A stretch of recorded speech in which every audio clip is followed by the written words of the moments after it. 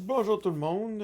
Là, pour ce qui est de ce vidéo, nous allons faire une table de sinus. En fait, ce qu'on veut faire, c'est faire une conversion. On fait un balayage de 0 jusqu'à, mettons, un max. Mettons qu'on le fait sur 10 bits, ça va être de 0 à 1023. Ben, de 0 à 1023, ça correspond à notre 0 à 2pi. Fait que ça nous permettrait d'avoir une entrée que c'est de 0 à 1023 et d'avoir une sortie qui va correspondre au sinus ou à la valeur de l'amplitude au point, à chacun des points de la phase. Je vais aller au tableau juste pour être sûr que vous comprenez bien ce que je veux dire par là. Donc, attendez juste une seconde, si je me souviens bien.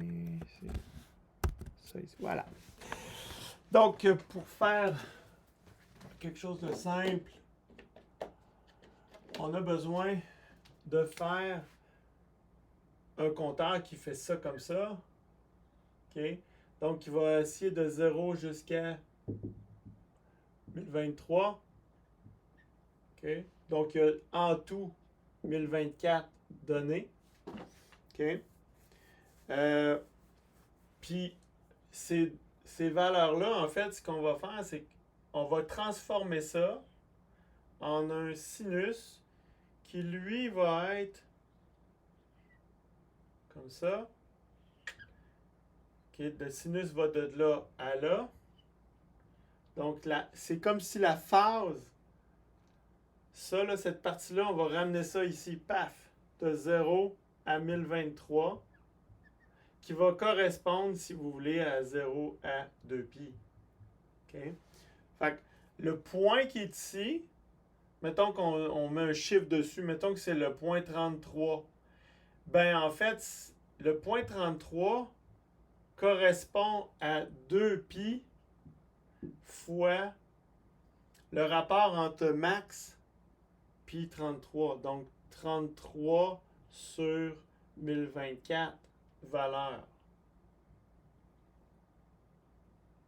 Ça va donner ça. Puis, cette valeur-là, on la met dans un calcul d'un sinus dans Excel. Il va nous retourner la valeur du sinus. Puis là, on va jouer avec pour la mettre en binaire pour que cette valeur de sortie-là, qui est ici, parce que nous, on rentre cette valeur-là, on ressort un y, c'est comme une fonction, hein? F de x est égal à y. Donc, f de x, c'est la fonction. Donc, on rentre x, il nous sort y. Et nous, ce qu'on veut, c'est que quand on va jouer avec cette formule-là, il nous ressorte une autre valeur. Je vais le changer de couleur pour qu'on le voit mieux. Je ne sais pas si on va le voir mieux à l'écran, mais ça va osciller entre 0 et aussi 1023. Sauf que la valeur va osciller de façon sinusoïdale par rapport à une rampe. Donc, on va rentrer une rampe, il va sortir un sinus. OK? Donc, voyons voir comment on fait cette table-là. C'est l'objectif de cette vidéo-là, justement. Donc, on va retourner à l'écran. Voilà. Fait que je pars d'une page blanche. Une page blanche. La première chose, c'est qu'il faut savoir que une fonction sinusoïdale, il y a une équation qui est associée à ça. Fait qu'on va tout simplement utiliser cette équation-là. L'équation, c'est A fois sin. On peut utiliser le cos si vous voulez, là, mais sin de 2pi. 2 fois pi fois. En fait, habituellement, c'est fois t. En fait, 2pi f. 2pi fois f, la fréquence, fois t. Fois t. Dans notre cas, comme on n'a pas une fréquence, la fréquence, elle dépend beaucoup de la fréquence d'oscillation du timer, du compteur ou de la fréquence d'horloge du processeur. En fait, je veux juste vous faire prendre conscience que cette formule-là, je ne sais pas si vous la voyez bien, c'est peut-être un peu petit, là. Je vais zoomer un petit peu dessus. peux-tu faire un zoom si je fais ça? Ah ouais, voilà. Donc, si je prends cette valeur, ça ici, ce qu'on se rend compte, c'est que f, en fait, c'est 1 sur t. Ça, cette formule-là, ça nous donne exactement une seule fréquence, un sinus. Donc, une seule fréquence. Fait que si on fixe une fréquence à 100 Hz, ben 100 Hz, ça va me donner ici 2 pi f, ça va me donner une constante, et je vais le diviser par un temps. Donc, c'est comme si je coupais par un delta t. Donc, ce que je vais faire, c'est que je vais remplacer le f sur t. Je vais l'écrire ici, là. F fois t, je veux dire, pas f sur t, mais f fois t, f fois petit t, c'est équivalent à petit t divisé par grand T, qui est la période. Parce que f est égal à 1 sur t. Et t est 1 sur grand T. Donc, la fréquence est égale à 1 sur la période. Donc, la période du sinus, c'est grand T. Voyez-vous, ce rapport-là, ça équivaut à mon rapport que j'avais au tableau tantôt. Donc, mon rapport qui est ça ici, là, 33 sur 1024, ou si vous voulez, le point où ce qui est le point d'entrée par rapport au total. C'est exactement la même chose que le rapport de petit t sur grand T. Donc, j'ai transformé ça pour pouvoir utiliser ça en numérique. Parce que je ne suis pas en analogique. OK? Donc, je reviens ici. Fait que c'est ce qu'on va faire. On va remplacer notre formule pour un... En fait, on va l'appeler x sur max. Oups, pas dans ce sens-là, c'est dans ce sens-là. Sur le max. Ou si vous préférez NB-val, c'est le nombre de valeurs au total. OK? Ça va être notre formule qui va nous donner, en tout cas, il va peut-être avoir des petites modifications, qui va nous donner notre sinus. Je vais l'appeler Y. OK? Parce qu'on rentre X. Donc, Y est égal à ceci. OK? Fait il y a des constantes là-dedans. Ça, je vais effacer ça. Quoique, vous pouvez le mettre. Tiens, je vais marquer équivalent à T sur grand T.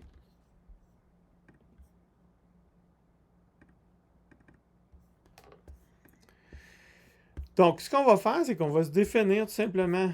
Hop là! J'étais un petit peu loin. Je vais dézoomer un petit peu, là. Tac. Voilà, pour qu'on voit tout. Donc, je vais me définir des constantes. Premièrement, ma constante première, c'est l'amplitude, A.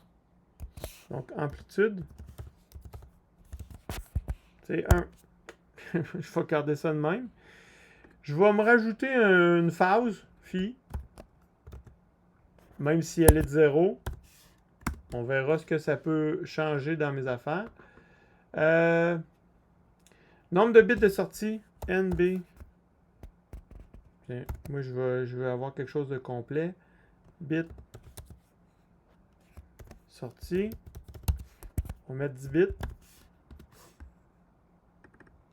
On va sauvegarder ça.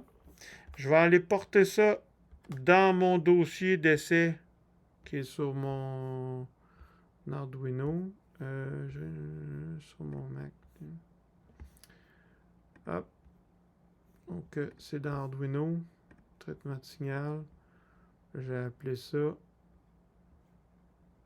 Où est-ce que j'ai mis ça tantôt? Laboratoire. Exemple vidéo. Tiens. Et je vais appeler. Ça, c'est. Je le déplacerai éventuellement, mais ça va être face.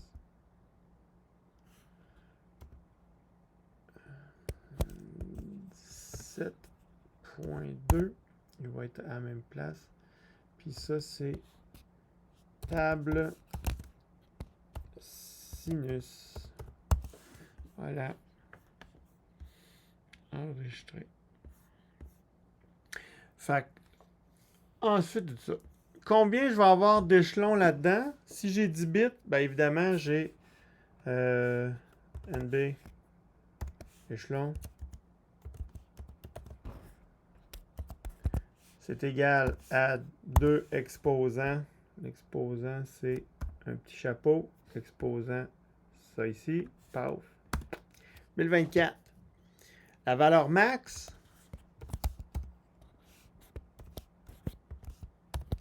c'est égal à ça. Il faut que je fasse un égal à ça moins 1. Là, vous voyez que je commence à me faire une feuille Excel là, qui va me permettre de changer des paramètres, puis j'aurai pas besoin. Puis moi, souvent, là, ce que je fais, c'est que quand j'ai des paramètres qui sont calculés, je rajoute une couleur. Fait que ça, je peux les changer, mais ceux-là, je veux pas les changer. Donc, c'est des formules. Ensuite de ça, nombre de bits de sortie d'entrée. On appelle ça l'entrée de phase, donc en X. NB bit entrée. Je mets jamais d'accent. Moi, j'ai une déformation professionnelle. J'ai souvent des logiciels qui n'aiment pas les accents, fait que j'en mets pas. Donc 10. Puis nombre de points en sortie, ben, c'est encore la même affaire. Combien je vais avoir de points? C'était donc NB PT S sortie est égal à 2 exposants ça, tac, 1024. Donc, je pourrais avoir une entrée de 8 bits puis une sortie de 10 bits. Ou je pourrais avoir une entrée de 10 bits puis une sortie de 8 bits. Ça ne change rien. Okay? C'est juste que mon amplitude pourrait... Si, mettons, j'ai une sortie de 10 bits, mon amplitude va osciller sur 10 bits, mais mon entrée, j'aurais juste 256 points si je suis sur 8 bits. À l'inverse, je pourrais avoir 1024 points, mais osciller juste sur 255 en sortie. Donc, il y a moyen d'ajuster ça en fonction des besoins. Okay? Là, je le mets pour que ça soit 10 bits partout, mais ce n'est pas obligatoire. Ensuite de ça, donc à partir de là, je vais me définir ce que j'appelle un temps ou ouais, on peut voir ça de même, un temps. Je vais juste attendez juste une seconde.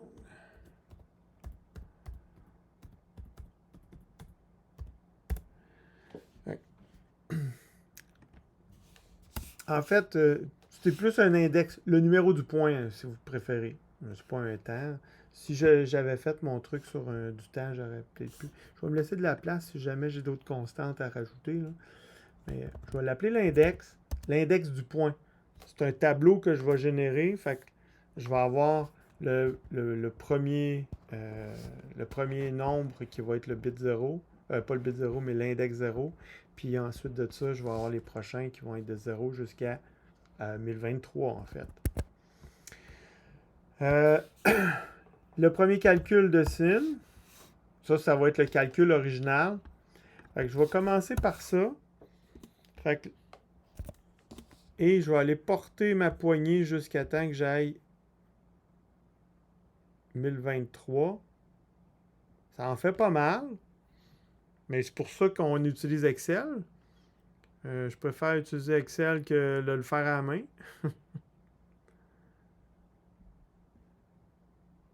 1020. Bon, je n'ai assez. Je peux m'en mettre plus, ça ne change rien. Voilà. Et ici, ce que je vais faire, c'est que je vais tout simplement calculer mon sinus par rapport à 2π. Donc, je vais tout simplement dire que j'ai égal. C'est l'amplitude. Donc, l'amplitude, parce que je respecte ma formule qui est ici. OK, l'amplitude. Et là, pour être sûr que quand je vais recopier mes formules qui gardent bien toujours une constante ici, fois sin, donc Excel, il connaît le sinus, donc il est capable de faire le calcul. Sinus de quoi? C'est sinus de 2 fois pi, parenthèse, parenthèse, pour qu'il le reconnaisse. Et là, c'est là que je viens rajouter mon rapport. Le rapport, c'est le point divisé par le nombre de valeurs max. Nombre d'échelons. Excusez, le nombre de points. Hey, je me suis trompé ici. Hein? Je me suis trompé dans le nom ici, mais ça, c'est le nombre de bits d'entrée. Donc, schlack. Donc, c'est ça ici. Il faudrait que je le change. Ouais, là, je ne peux pas le changer tout de suite. Et ça, c'est une constante. Donc, je mets des... Pour que ça soit une constante, pour pas que ça bouge, ça soit toujours cette case-là, je viens mettre des dollars. Je pense que vous devriez avoir vu ça déjà. Et si je veux rajouter une phase, ben j'ai juste à faire plus la phase. Paf. Mais là, être 0, fait que ça ne changera rien dans le calcul. Et je fais Enter là-dessus. C'est supposé de me donner 0. Puis si je m'en viens de même, donc on a... Oh, ça c'est spécial. Pourquoi? Ça a-tu fait la bonne affaire? Pourquoi je tombe en négatif? Mon sinus tombe en négatif. OK, on va faire une petite pause et je vais regarder ça.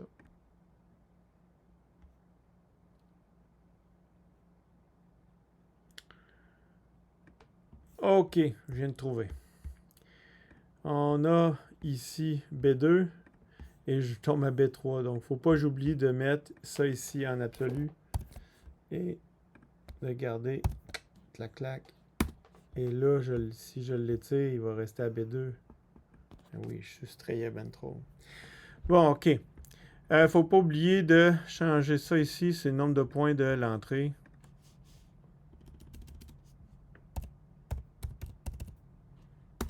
Donc, voilà. Je vais rajuster mon truc. Donc, là, je peux tirer sa poignée jusqu'en bas.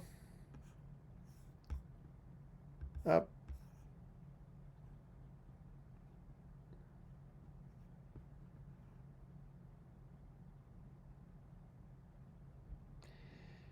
Et voilà.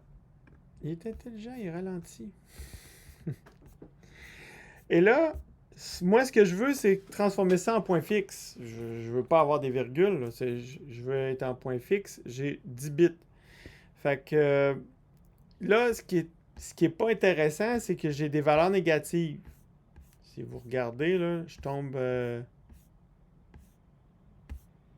à négatif ici.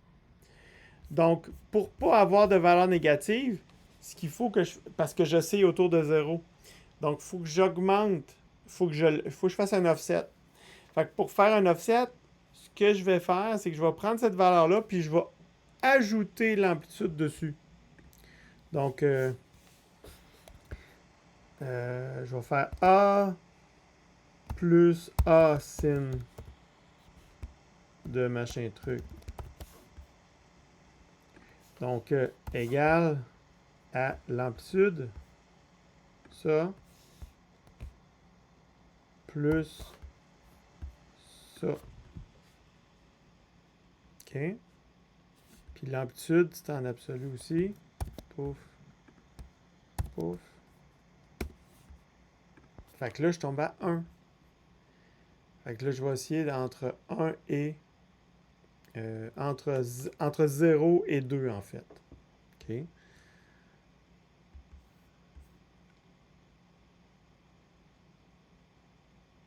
D'accord, on copie ça jusqu'en bas.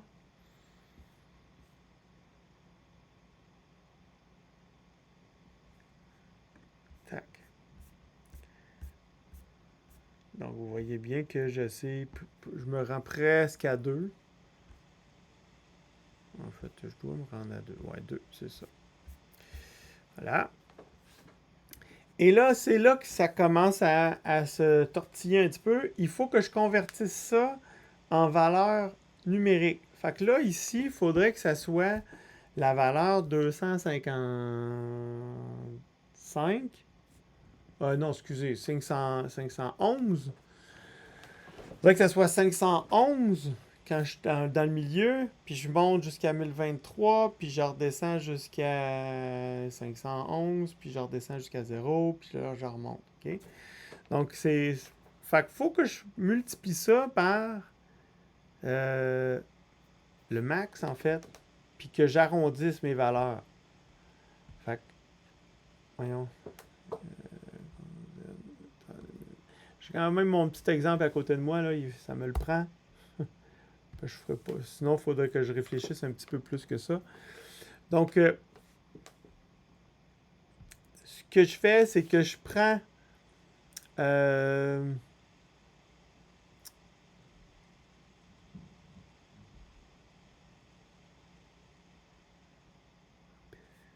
ouais, c'est ça. Je prends ma valeur, puis je la divise, ou en fait, je la multiplie par... En fait, là, il faudrait que j'essaye pas entre 0 et 2, il faudrait que j'essaye entre 0 et 1. Fait que- puis je vais multiplier par ma valeur maximale que je peux avoir. En fait, j'aurais pu le faire ici directement, ça aurait été peut-être plus simple. Là, ici, là, au lieu d'osciller entre 0 et 2, ben, je pourrais prendre ça ici, puis tout ça divisé par 2.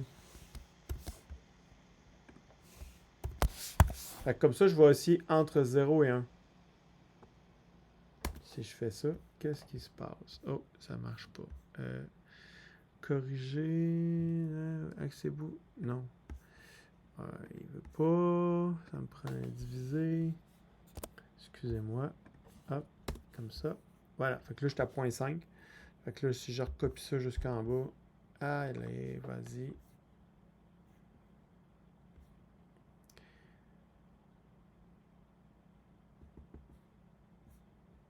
Tac. Fait qu'on voit que ça a coupé de moitié. Fait que là, je sais entre 0 et 1. Voyons. Et tout ce que j'ai à faire maintenant, euh, c'est de prendre cette colonne-là, puis de la multiplier par la valeur max. Donc, fois val max.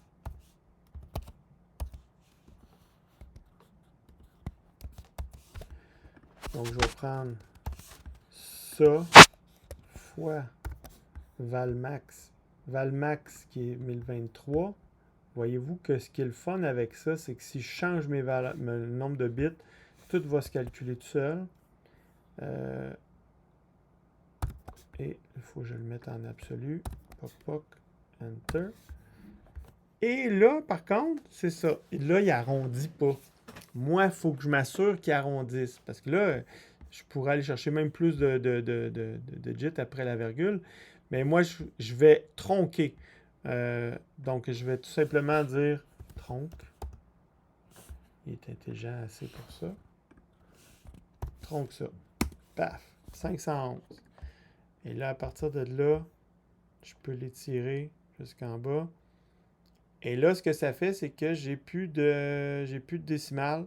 Je n'ai que des points fixes, mais qui oscillent de façon sinusoïdale. Et il oscille entre 1023 et 0. Ce qui pourrait être le fun maintenant, ça serait de mettre ça maintenant en hexadécimal pour que ça prenne moins de place, mais c'est pas obligé. Je pourrais prendre cette valeur-là directement. Vous pouvez le faire, le rendre en hexadécimal en utilisant... Voyons.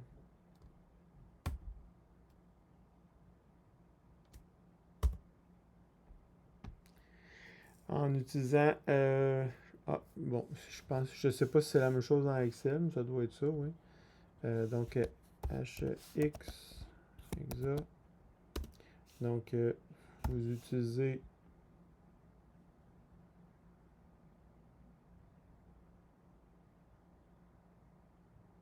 quoi?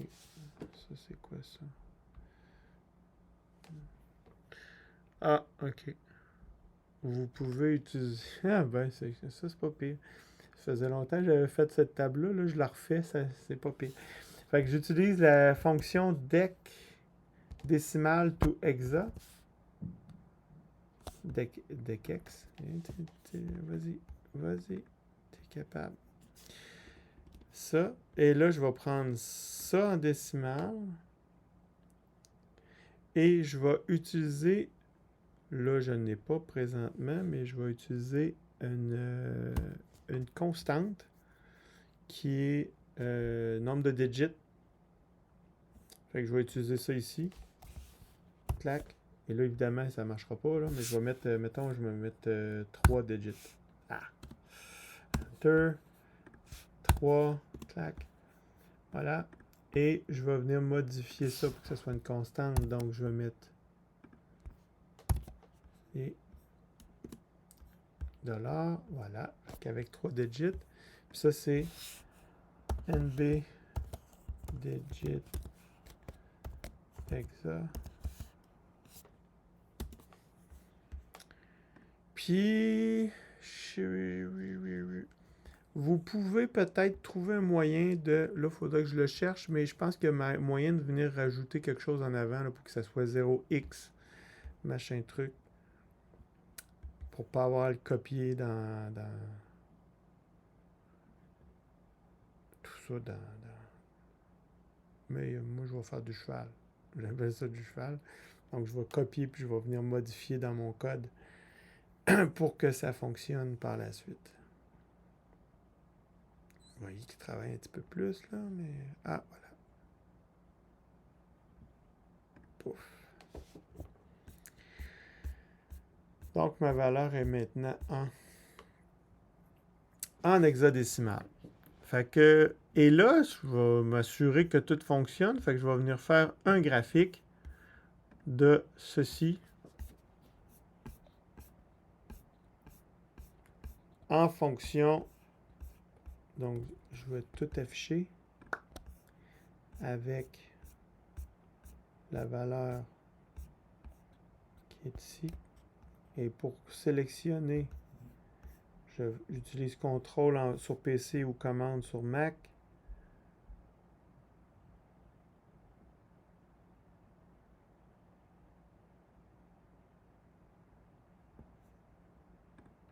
Voilà. Et je vais me faire un graphique. Insertion. Hey, ça fait longtemps que je vois ça. Nuage de points.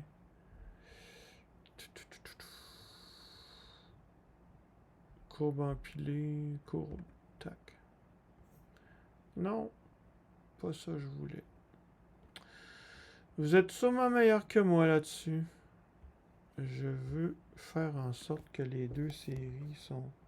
Bon, on voit bien le sinus, là, mais j'ai ma rampe. Ah, mais c'est quand même pas pire de le laisser comme ça. On voit l'entrée, c'est une rampe qui essaie de 0,1023, mais la même rampe est mise en entrée parce que j'ai utilisé, c'est le numéro du point. Fait qu'il me fait mon sinus. Et donc, ça fonctionne quand même, malgré le fait que j'ai tracé les deux graphiques. Mais on voit bien la rampe et le sinus en même temps. Fait que moi, ce que vous allez faire, en fait, c'est que vous allez rentrer la rampe en entrée de la fonction de sinus, puis il va sortir un sinus. Fait que je laisse ça de même pour l'instant.